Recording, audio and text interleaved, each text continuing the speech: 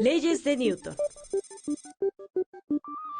Un genio es alguien que descubre que la piedra que cae y la luna que no cae son uno y el mismo fenómeno. Ernesto Sábato, hablando de Isaac Newton. El 24 de diciembre de 1642, en Lincolnshire, Inglaterra, nació un bebé tan pequeño que, según su propia madre, podría caber en una taza de 1 litro. Nadie pensó que llegaría a ser uno de los hombres más grandes en la historia de la humanidad. A pesar de que su familia quería que fuera granjero como su padre, él prefirió los salones de clase. En la adolescencia comenzó a estudiar y escribir. Así llegó a ser el autor de una gran variedad de textos como la interpretación de la Biblia, alquimia y estudios ocultos, entre otros temas. Su nombre, Isaac Newton. En el siglo XVII, Europa vivió un despertar cultural en todas las disciplinas. En este sentido, Newton fue un hombre de su tiempo. Después del Renacimiento, Occidente se volvió un campo fértil para el desarrollo de las ciencias exactas, las humanidades, la religión y las artes.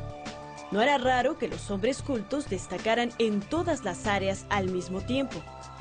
En la época de Newton, los hombres de conocimiento eran profundamente católicos y buscaban que su trabajo armonizara con los principios del cristianismo. Sin embargo, el control que tenía la Iglesia Católica sobre el conocimiento y la investigación ya no era absoluto como 2 siglos antes. Newton, en su tiempo, fue conocido como un hombre devoto, aunque con ideas propias con respecto al significado de Dios y los rituales religiosos.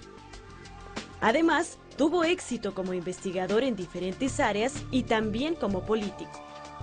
Siempre fue un hombre de costumbres extrañas que se fueron acentuando con la edad.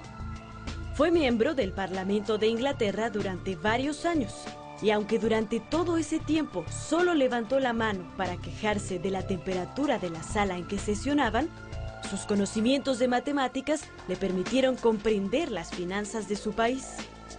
Como funcionario, revolucionó varios aspectos de la economía nacional, y su labor política le valió el título de Caballero de la Corona. La gente cercana a él decía que nunca tuvo tiempo ni deseo de divertirse. Cuando murió, la autopsia indicó que su cerebro había sufrido daños por el mercurio que empleaba en sus experimentos de alquimia. La vida de Isaac Newton sin duda está llena de sorpresas.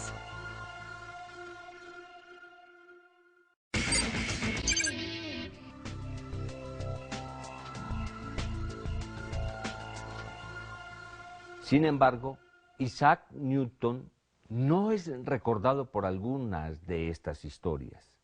El trabajo que lo hizo ser parte del conocimiento de la humanidad, según la anécdota, es que un día vio caer una manzana de un árbol mientras meditaba en el campo. A partir de ese hecho tan sencillo, tuvo una idea genial: la noción de que todos los objetos se atraen entre sí, con una fuerza equivalente a su tamaño.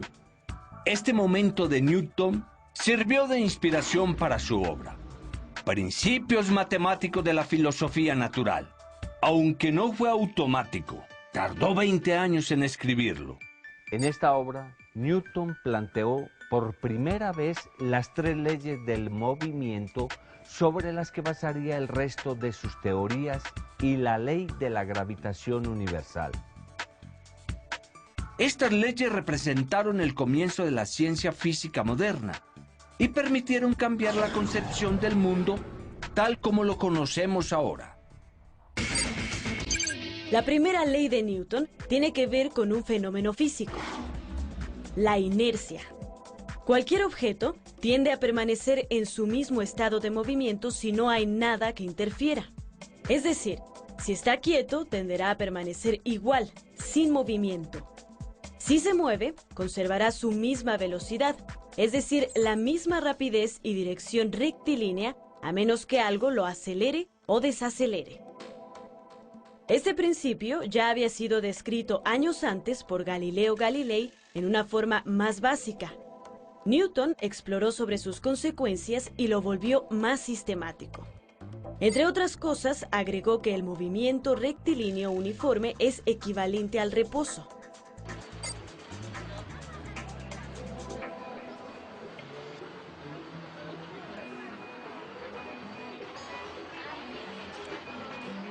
Un ejemplo claro de este fenómeno lo podemos sentir cuando visitamos los juegos mecánicos. Como puede ser en la Medusa.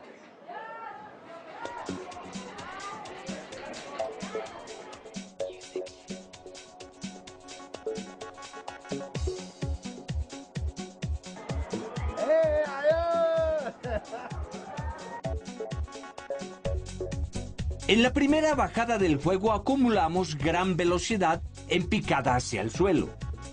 En el momento que el carrito llega al fondo y violentamente cambia su dirección para subir a otra cuesta, nuestro cuerpo, y en especial nuestro estómago, tenderá a seguirse moviendo en la dirección que llevaba antes, es decir, hacia el suelo. Es por eso que sentimos que se revuelve el estómago justo en la primera bajada del trayecto.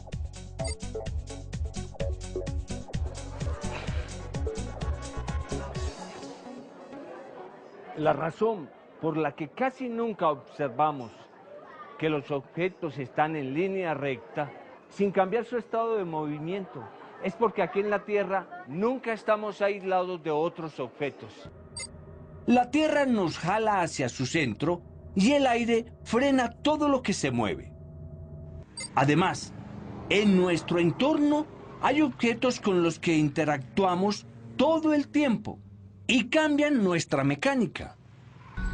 Por el contrario, en el espacio, lejos de cualquier planeta, se podría lanzar una pelota y ésta se iría viajando en línea recta por toda la eternidad, hasta que se encontrara con otro objeto que la hiciera cambiar su dirección o velocidad, para perderse en la inmensidad del universo. La fuerza es aquella acción del viento presente al frenar un paracaídas.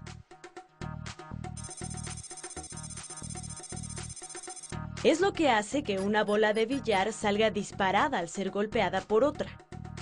También, la fuerza es la que nos mantiene pegados al suelo aquí en la Tierra y hace que todo caiga si no lo detenemos. Las fuerzas en física son la acción de un cuerpo sobre otro, y Newton encontró la forma matemática apropiada para describirlas.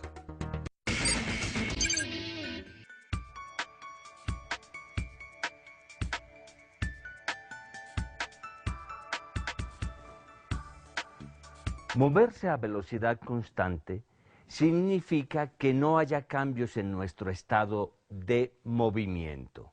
Entonces, el cambio provocado por una fuerza tiene que significar un cambio en la velocidad, y un cambio en la velocidad es una aceleración. De esta forma es como la fuerza se relaciona con la aceleración. Para describir la relación entre la fuerza y la aceleración, necesitamos definir el concepto masa.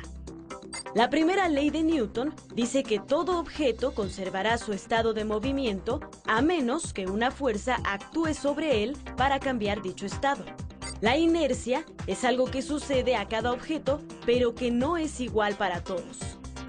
Algunos objetos son más difíciles de mover que otros. Por ejemplo, podemos lanzar una pelota de tenis a lo largo de un patio sin ningún problema, pero no podemos hacer lo mismo con una bola de hierro. ¿Verdad que no es igual? Esta inercia, es decir, la dificultad para cambiar el estado de movimiento de un cuerpo, es mayor para objetos que poseen más masa, como la bola de hierro, y es menor la dificultad para los cuerpos que poseen menos masa, como la pelota de tenis.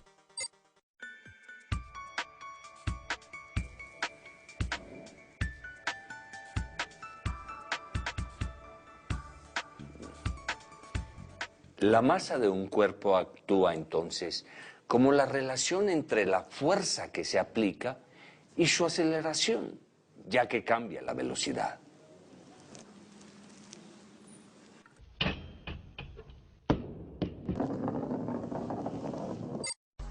Newton lo expresó así: el cambio de movimiento es proporcional a la fuerza motriz impresa y ocurre según la línea recta a lo largo de la cual aquella fuerza se imprime. Esto se puede resumir con la siguiente ecuación: fuerza es igual a la masa multiplicada por la aceleración. La fuerza entonces es medida en unidades de masa por distancia entre tiempo al cuadrado, es decir, kilogramos por metros sobre segundo al cuadrado. Como resulta muy largo, a esta unidad se le nombró Newton. Esto es solo una de las muchas cosas que llevan el nombre del ilustre físico. Pensemos ahora en la fuerza con la que la Tierra nos atrae hacia su centro. La aceleración que se requiere para esta fuerza es provocada por la gravedad de la Tierra, por lo que se le llama aceleración gravitacional, y su símbolo es la G. Esta aceleración gravitacional es la misma para cualquier objeto cerca de la superficie terrestre, y la fuerza que le corresponde cambia solo de acuerdo con la masa. G tiene un valor estándar de 9.81 metros sobre segundo, cada segundo, o metros sobre segundo al cuadrado. Para realizar cálculos podemos considerar un valor redondeado a 9.8.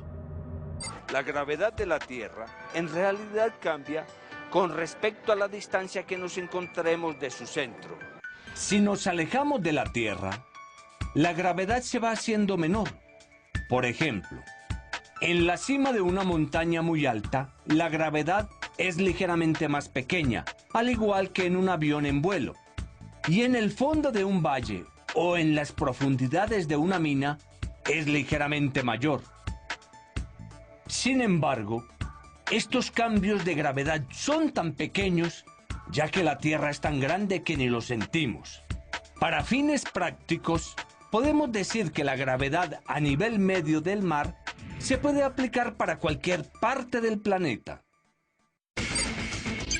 Ahora veamos que masa no es igual que peso. La masa es una propiedad de todo objeto, como una medida de su inercia o de la cantidad de material del que está hecho. El peso es una fuerza que resulta de la interacción entre nosotros y la Tierra. Esta fuerza es la que acelera a todo objeto directamente hacia abajo, y es lo único que evita que salgamos volando hacia el espacio en cualquier momento. Lo que mide una báscula es el peso de un objeto, es decir, la fuerza con que la Tierra lo jala hacia abajo y por tanto la fuerza con la que el objeto estira un resorte o comprime un conductor eléctrico. Como la gravedad actúa igual para todo objeto cercano, lo que nos interesa al poner un objeto en una báscula es la masa. De ahí que la conversión de peso a masa, al dividir entre G, se haga automáticamente en la construcción de los aparatos y las básculas marquen kilogramos en vez de newtons. La tercera ley de Newton explica cómo actúan las fuerzas que define la segunda ley de Newton. Una fuerza nunca existe sola. Newton observó que siempre que un cuerpo aplica una fuerza sobre otro, el primer objeto siente exactamente la misma fuerza en sentido contrario. Al empujar una pared, la pared nos empuja a nosotros. Dicho de manera más formal, a toda acción corresponde una reacción de la misma magnitud y dirección, pero en sentido opuesto. Este enunciado puede aplicarse como un principio filosófico. Toda acción que realicemos en este mundo trae consigo una reacción de igual magnitud aplicada sobre nosotros.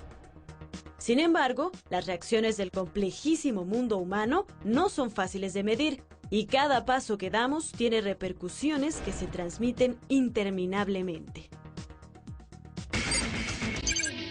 En física hay una rama, la mecánica, que sí puede medir con exactitud la fuerza con que interactúan los cuerpos. La segunda ley de Newton nos dice cómo calcularla y se puede representar por medio de un vector, dado que la fuerza tiene dirección y magnitud. En este caso, multiplicar el vector de la aceleración por la magnitud de la masa nos da como resultado la fuerza.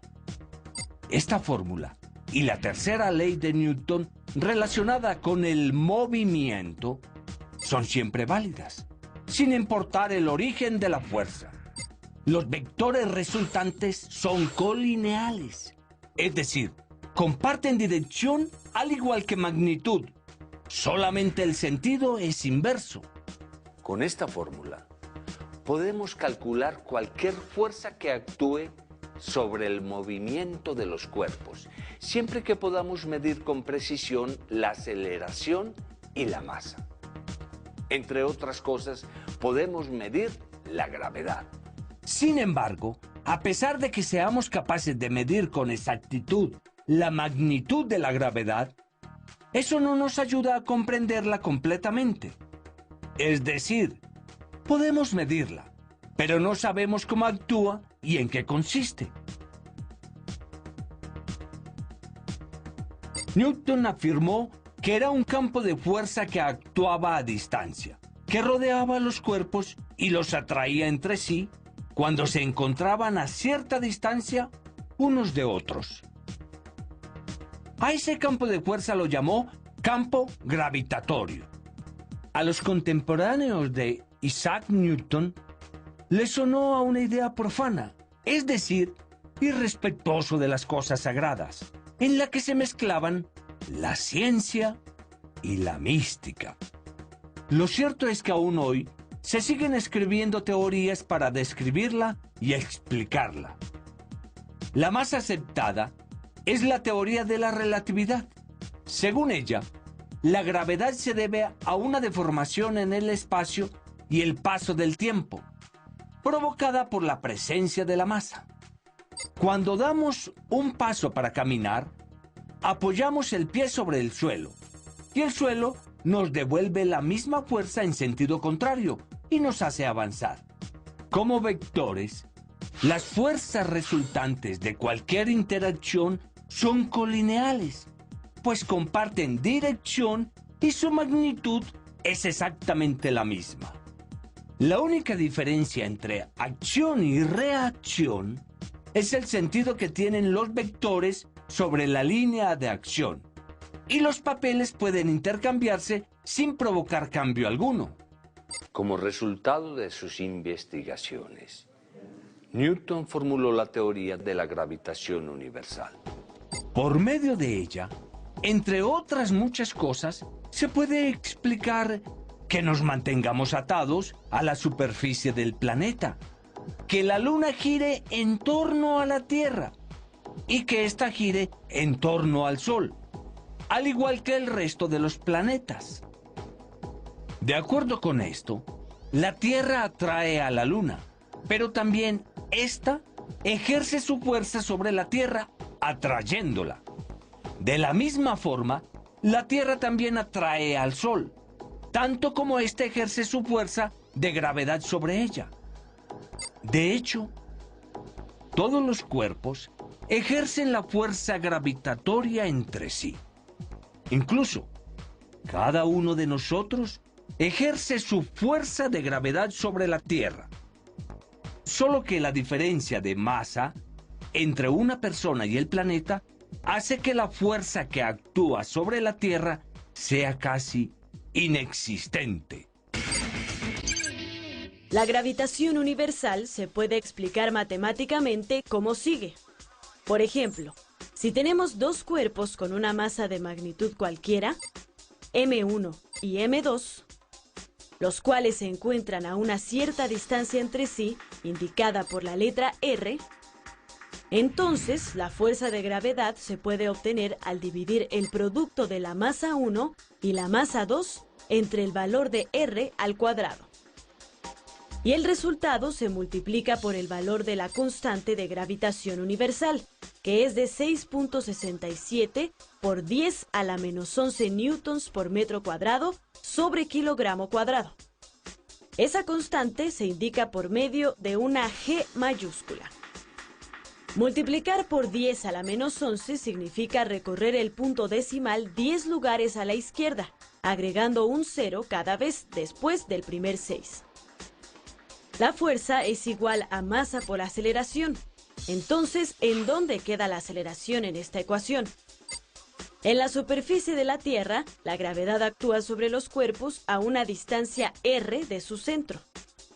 La aceleración de esta fuerza de gravedad es igual a la masa de la Tierra entre el valor de r al cuadrado, multiplicado por la constante de gravitación universal. El resultado se expresa en unidades de metros sobre segundo al cuadrado. El resultado de la aceleración, calculada con base en la distancia r, que es el radio medio de la Tierra y que debe ser igual o casi igual a la g minúscula que conocemos, con un valor aproximado de 9.8. Como vimos al principio, la obra de Newton fue mucho más amplia. Pero nada tuvo tanto impacto en nuestra vida como sus investigaciones en física. De hecho, podríamos decir que es el autor de una buena parte de la forma en que actualmente vemos al mundo.